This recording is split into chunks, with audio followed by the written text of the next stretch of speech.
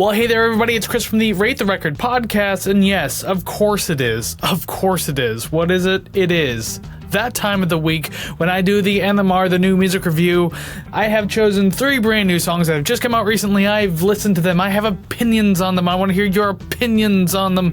That's how this whole thing works. My hair's kind of going all crazy and stuff like that. Shower head makes my hair all loose and weird. But anyways, that has nothing to do with new music, so let's talk about that instead. And before I talk about that, I'm going to talk about reminding you that if you like what you see and or hear today, if you want to support the channel, 2 very easy things to do. Liking and subscribing. Liking the video, subscribing to the channel, and also a third thing, I guess, commenting, because the algorithm sure does love that. So leave some comments down below, especially your opinions on these songs. Do you agree with me, disagree with me? I'm going to say that a little later, but regardless, those 3 things really do help the channel, so please go ahead and do that. And without further ado, I guess we'll just continue. So first up on the list today, we have the band DIIV, an indie rock and shoegaze band based out of New York City. And as of the release of this video, the following day, May 24th, is when their brand new album is set to drop, Frog in Boiling Water. And they've just released a brand new track, probably to promote the release of the album, being 1 day away at this point, and that song is called Raining on Your Pillow.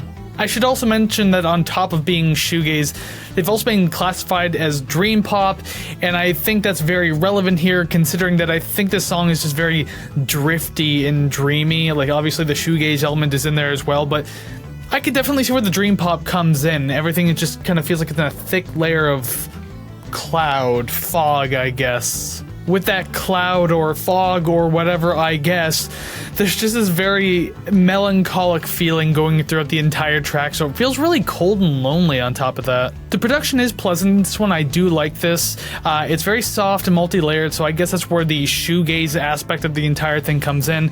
And it's kind of easy to get lost in a track like this as well, because it follows a very consistent flow and mood throughout the entire thing, so it is good for that. So just don't come into this one expecting any sort of hills and valleys. Overall, I do like it. I like this one. I think it's very pleasant. It's nothing to really get excited about, but there's nothing really wrong with it either. It's sad, but it's peaceful, so I say, hey, give it a try. Why not?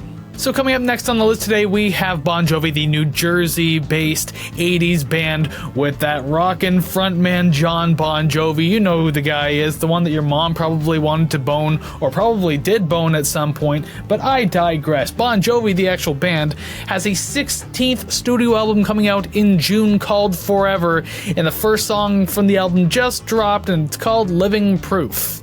So if I asked you what to imagine, what you think a hard rock / glam metal band from the 80s that had been active for about 41 years with a frontman who is 62 years old, and they're all going on their 16th studio album, if I had to ask you what a new song would sound like in 2024, would you think it was this song? Yeah, probably. Listen, I'm not really expecting Bon Jovi to break any sort of molds here or release the best song or album of their entire career, but it's so many times now that these legacy bands have come up with these brand new singles, and they're just very mediocre, passionless, generic, cash grab style projects, and sometimes it just gets hard to tell them apart. This one is no different from any of those. It's just boring and generic, just straight down to the composition, instrumentation, the lyrics, the production, everything. There is nothing that stands out about this that makes this a fantastic song. I don't know. I mean, I've done a few of these songs already this year with these legacy bands, and it's pretty much been the same thing every single time. And you know what, I'll be fair, overall, I'm just gonna leave it right there. That's where I might as well leave it, because I don't really have too many nice things to say. I mean, I guess it's a little catchy, but it just, for me, there's nothing there.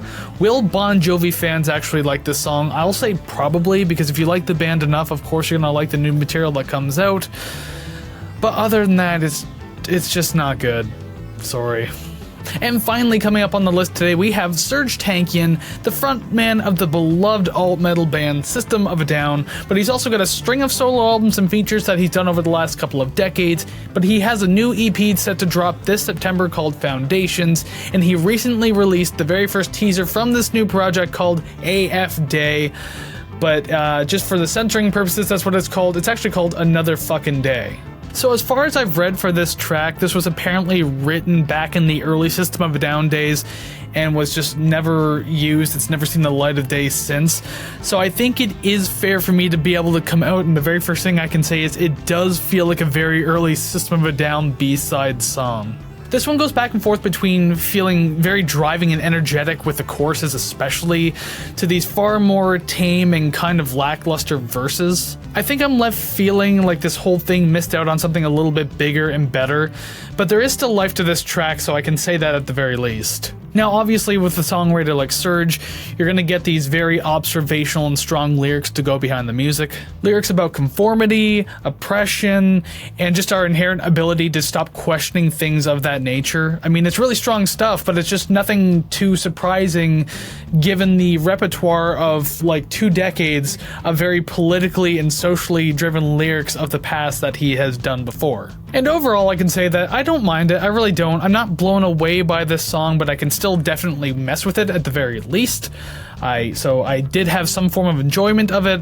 I say give it a shot, see if you like it more than me. I'd be curious to know. And that's all I have for the new music review today, so thank you very much for hanging out with me and listening to this music. And if you indeed did listen to this music, then do me one solid favor down in the comments below. Let me know what you thought of these songs. Do you like them? Do you hate them? Do you agree or disagree with me? Do you like these bands at all? Just go ahead and let me know. I'm always curious to have this conversation. That's the whole point of this, having a conversation with you about these things.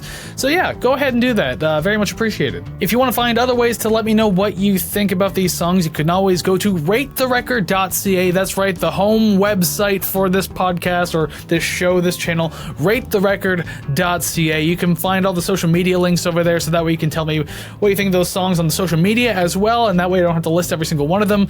All the streaming links for the podcast, there is merch that you can find over there, support on the Ko-fi page, and a whole bunch more. I'm just not thinking off the top of my head, but regardless, go ahead, check out ratetherecord.ca, and just make everything much easier on yourself. Just go ahead and hit the bookmark tool, so that way it's just always there and you just know. And I guess just a little bit of a quick pre-announcement. This Monday, May 27th, there'll be a new video dropping on the channel regarding an announcement of the future of the podcast. I've said a couple times already that it is indeed coming back. There's an asterisk on it, so May 27th is finally the date that the announcement video will drop. You'll know a lot more about it, what's going on, when you can expect it to come back, what it's going to look like, this, that, and the other thing. Yes, May 27th, this Monday morning. It'll be there.